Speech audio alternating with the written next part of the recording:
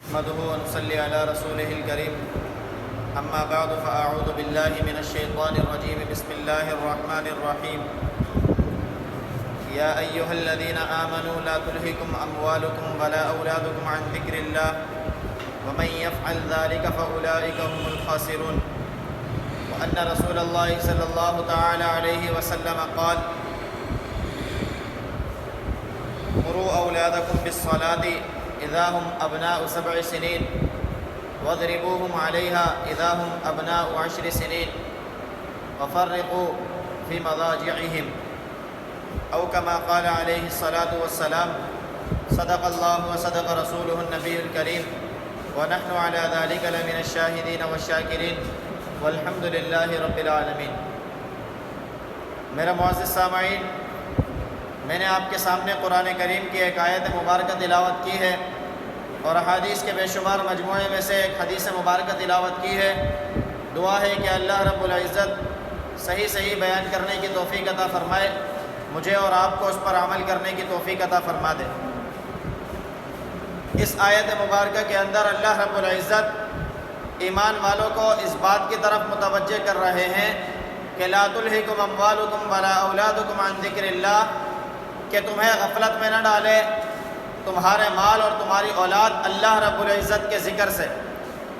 جس کی اولاد یا اس کا مال اس کو اللہ کے ذکر سے غافل کر دے، اللہ رب العزت فرماتے ہیں وَمَن يَفْعَلْ ذَلِكَ، جو اس طرف چلا گیا اور ایسا کرنے لگ گیا فَأُولَئِكَ هُمُ الْخَاسِرُونَ، تو وہ بہت ہی زیادہ خسارہ پانے والے لوگوں میں سے ہوگا۔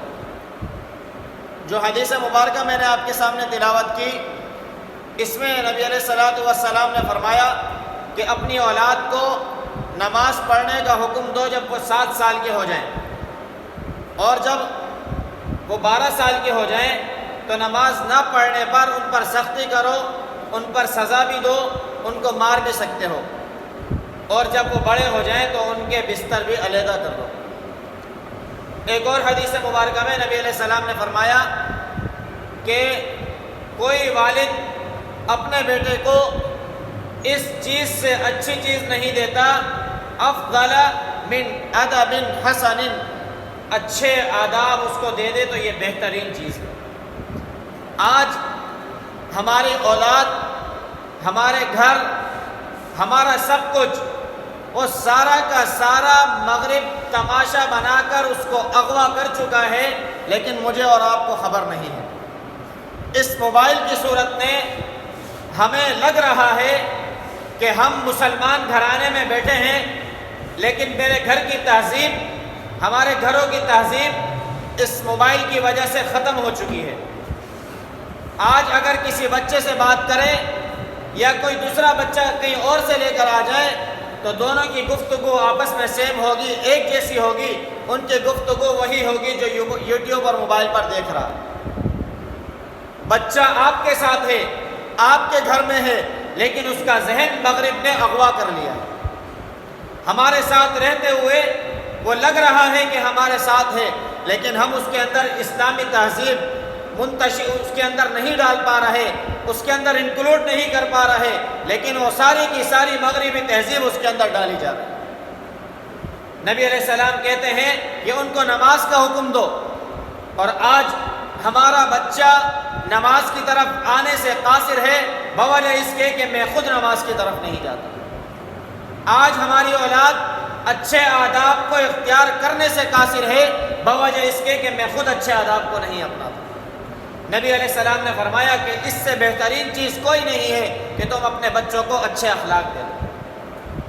پہلے یہ ہوا کرتا تھا کہ اپنے والدین کا خوف، ادب اور احترام بچوں میں ہوتا تھا، ساتھ ساتھ والدین کے دوست، اپنے پڑوسی، اپنے ملنے جلنے والے، ان کا بھی خوف ہوتا تھا کہ کہیں غلط زبان استعمال کرتے ہوئے میرے والد کے دوست مجھے نہ دیکھ لیں، میرے والد کے ملنے جلنے والے مجھے نہ دیکھ لیں۔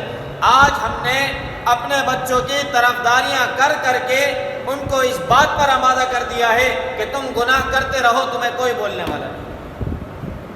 بچوں کی تربیت کے لیے یہ بہترین اصول ہے کہ ان کے ساتھ ان کے اچھے معاملات پر ان کو اپریشیٹ کیا جائے، ان کو اچھا بتایا جائے کہ آپ نے بہت اچھا کام کیا، اس کو انعام بھی دیا جائے، اس کو تحفہ بھی دیا جائے۔ لیکن اگر وہ غلط کام کر دے تو اس کو نبی علیہ السلام سے زیادہ کوئی شفیق ہو سکتا ہے، کوئی رحم دل ہو سکتا ہے؟ پورے عالم پر رحمت، پوری انسانیت کے لیے رحمت۔ وہ فرما رہے ہیں کہ اگر وہ نماز کی طرف نہ آئے، اچھے باتوں کی طرف نہیں آتا، تو آپ اس کو مار بھی سکتے ہیں، سزا بھی دے سکتے ہیں، عتاب بھی دے سکتے ہیں۔ مجھے بتائیں کہ اگر یہ سزا غلط ہوتی تو کیا نبی علیہ السلام فرماتے سزا دو؟ آج میں اپنے بچے کے اوپر رحم کے بجائے زیادتی کر رہا ہوں، اس کو بچا بچا کر کہ فلاں اس کو کچھ نہ بولے، فلاں اس کو بولتا ہوا نظر نہ آئے، کوئی میرے بچے کی طرف انگلی نہ اٹھائے۔ بھائی اگر وہ تربیت کی نظر سے اگر آپ کے بچے کو کہہ رہا ہے تو یہ بہترین چیز ہے۔ اس معاشرے کو رواج دیں کہ آپ کے سامنے بھی کوئی بچہ غلط کر رہا ہے تو اس کو اچھائی کی طرف منتقل کریں۔ مسلمان کا عمل یہی ہے کہ وہ جب برائی کو دیکھ لے تو اپنے ہاتھ سے برائی کو تبدیل کر دے۔ اس بچے کو نہیں پتا کہ وہ اچھا کر رہا ہے یا غلط کر رہا ہے، صحیح کر رہا ہے، لیکن آپ کو تو پتا ہے نا جو وہ کر رہا ہے غلط۔ آپ اس کی برائی کو تبدیل کر دیں۔ آپ اس کو ڈانٹیں گے، وہ آپ کے پاس سامنے دوبارہ نہیں آئے گا، لیکن آپ نے اس کو پہلے اس کے اچھے عمل پہ اپریشیٹ کیا ہوگا، اس کو اچھا کہا ہوگا، اس کو تحفہ دیا ہوگا، تو وہ آپ کے غلط کہنے پر یہ بھی سمجھے گا کہ یہ غلط میں کر رہا ہوں۔ پھر آپ کے غلط کہنے کی وجہ سے وہ اس بات کو بھی چھوڑ دے گا۔ پھر ڈانٹ ڈپٹ مارنا ہر وقت یہ بھی ضروری نہیں ہے، بلکہ آپ کی ناگواری سے بھی بچے کو یہ احساس ہوگا کہ مجھ سے غلط کام ہو۔ بعض لوگوں کو آپ نے دیکھا ہوگا، وہ یہ کہتے ہوئے نظر آئیں گے کہ میرے والد مجھ سے ناراض ہو جائیں گے، میرے بھائی مجھ سے ناراض ہو جائے گا کہ فلاں کام کرتے ہوئے اگر مجھے دیکھ لیا۔ وہ یہی ہوتا ہے کہ ان کی تربیت کے اندر یہ بات شامل ہے کہ اچھا عمل کرتے ہیں تو ان کو اچھا بھی کہا جاتا ہے، جب برائی کی طرف جاتے ہیں تو ان کو یہ احساس ہو جاتا ہے کہ میرا والد ناراض ہو جائے گا۔ یہ ناگواری کا احساس، یہ اچھائی کا احساس یہ بچوں میں منتقل کر دیں کہ ان کو پتہ لگ جائے کہ میں اچھائی کی طرف جا رہا ہوں یا برائی کی طرف جا رہا ہوں۔ مسجدوں کی طرف بچوں کو لے کر جائیں۔ اگر مسجدوں کی طرف یہ بچے نہیں جائیں گے تو کل ان کے قدم مسجدوں کی طرف نہیں پڑیں گے۔ نبی صلی اللہ علیہ وسلم نے اسی لیے کہا کہ ان کی تربیت شروع کر دو 7 سال کی عمر سے نماز کے لیے، پھر 5 سال تک ان کو اپنے ساتھ لے کر جاؤ کہ بھائی یہ مسجد کا راستہ ہے، مسجد چلو، نماز پڑھو، اس کو بول بول کر اس بات کی طرف ڈال دو۔ جب آپ بار بار اس کے الفاظ اس کے اندر ڈالنا چاہیں گے تو یہ بندے کی سائیکلوجی ہے کہ اس کو جس بات کی طرف بار بار متوجہ کرے اس کا خیر خواہ شخص، وہ اس کے اندر منتقل ہو جاتا ہے۔ لیکن جب ہم بار بار اس کے اندر وہ بات منتقل نہیں کریں گے تو اس میں وہ بات نہیں آئے گی۔ مرو اولادکم، نبی علیہ السلام نے کہا حکم دو، یعنی بار بار ان کو نماز کی طرف بلاؤ کہ بھائی نماز کی طرف آ جاؤ۔ اس کو کہنے میں عار محسوس نہ کریں کہ میرے کہنے پر تو آتا ہی نہیں ہے۔ 5 سال کیا نبی علیہ السلام یہ نہیں کہہ سکتے تھے کہ 10 سال کے ہو جائیں تو تب ان کو مارو؟ نبی علیہ السلام نے پورے 5 سال اس کی تربیت کے لیے مجھے اور آپ کو بتایا کہ اس کو حکم دیتے رہو 5 سال تک، جب وہ 12 سال کا ہو جائے اور پھر بھی تمہاری باتوں پر نہ آئے تو اب اس کا ذہن پکا ہو گیا ہے، اب آپ اس کو مار بھی سکتے ہیں، اس کو سزا بھی دے سکتے ہیں، اس کو ڈرا بھی سکتے ہیں۔ لیکن اگر میں اور آپ اگر یہ اس عمل کو نہیں اپنائیں گے اور اپنے بچوں کو ایسے ہی چھوڑ دیں گے تو ان کا وقت برباد ہو رہا ہے۔ یہ وہ 2 چیزیں ہیں کہ ایک وقت، ایک صحت، ہم اس کو کچھ نہیں سمجھتے اور ایسے ہی برباد کیے جا رہے ہیں۔ ہمارا نوجوان بھی برباد کر رہا ہے، بوڑھا بھی برباد کر رہا ہے، ہمارے بچے بھی برباد کر رہے ہیں۔ ہم سمجھتے ہیں کہ موبائل دے کر سکون ہو رہا ہے، گھر کے اندر شور و شغب ختم ہو رہا ہے۔ وہ شور اور شغب فی الوقت تو ختم ہو رہا ہے، لیکن جب وہ اپنی جوانی کو پہنچے گا تو یہ موبائل والی تربیت وہ آپ کو اثر انداز کر کے بھی دکھائے گا۔ یہی سارے کی ساری غلاظت وہ آپ کی طرف منتقل کر رہا ہو جو اس نے موبائل سے حاصل کی۔ یہ موبائل کوئی تربیت کی چیز نہیں ہے، یہ ایک استعمال کی چیز ہے۔ اس کو استعمال کی حد تک رکھا جائے، بچوں کے اندر اس کے ذریعے سے تربیت کا ماحول نہ بنایا جائے کہ اس کو دے دیں، فلاں بچے کو موبائل دے دیا، فلاں کو دوسری چیز دے دی، فلاں کو ٹیپ دے دیا، فلاں کو لیپ ٹاپ دے دیا، بچے الگ الگ ہو کر بیٹھ گئے، گھر میں سکون ہو گیا۔ گھر کا سکون نہیں ہے، یہ آنے والے وقت میں گھر کو بربادی کی طرف لے کر گئے۔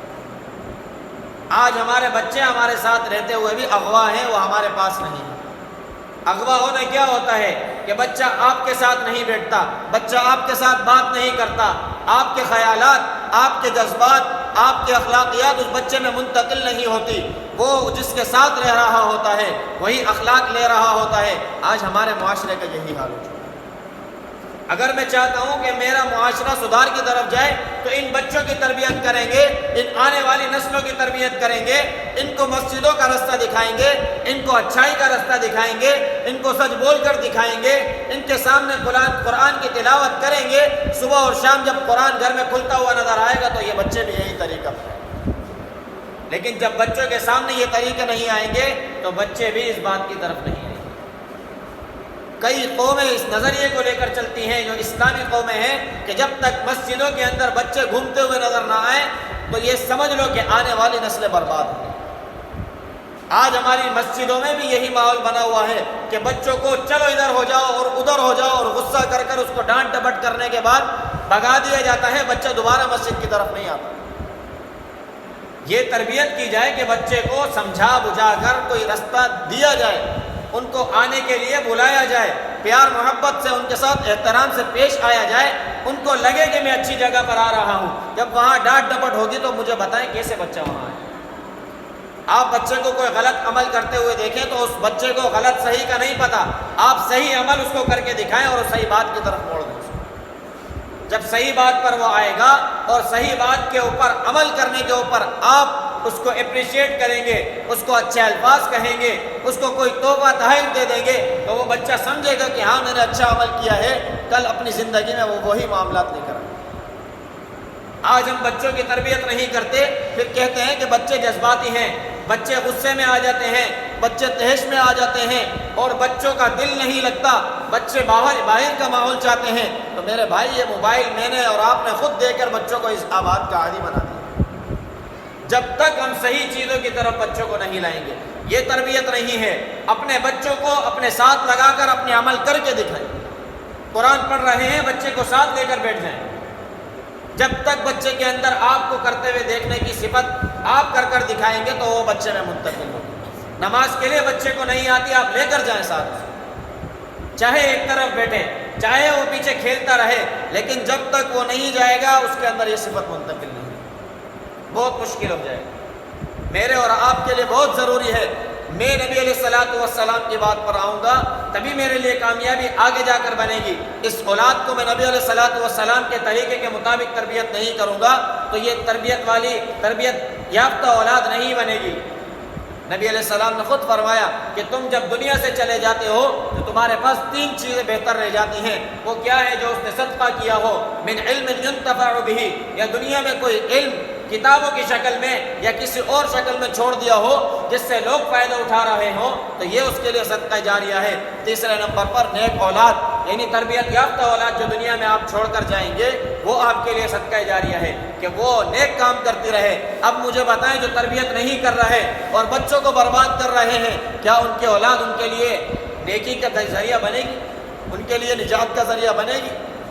جب میں اور آپ نبی علیہ الصلوۃ والسلام کے طریقے کو نہیں اپنائیں گے، آج میں اس موبائل کے طریقے کو نجات سمجھ رہا ہوں، جو لوگ کہہ رہے ہیں، جو لوگ کر رہے ہیں اس طریقے کو میں اپناتا چلا جا رہا ہوں۔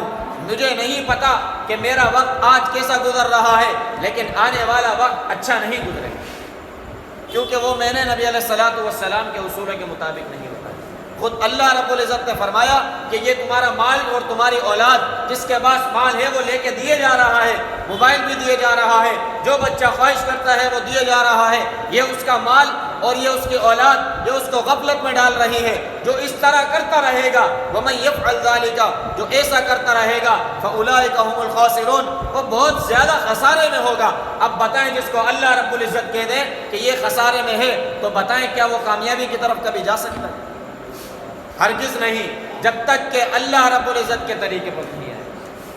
دعا ہے کہ اللہ رب العزت خود مجھے بھی صحیح طریقے کی اتباع نصیب فرمائے، آپ تمام میں سے ہر ایک کو بھی حق اور صحیح طریقے کی اتباع نصیب فرمائے۔ وآخر دعوانا ان الحمدللہ رب العالمین۔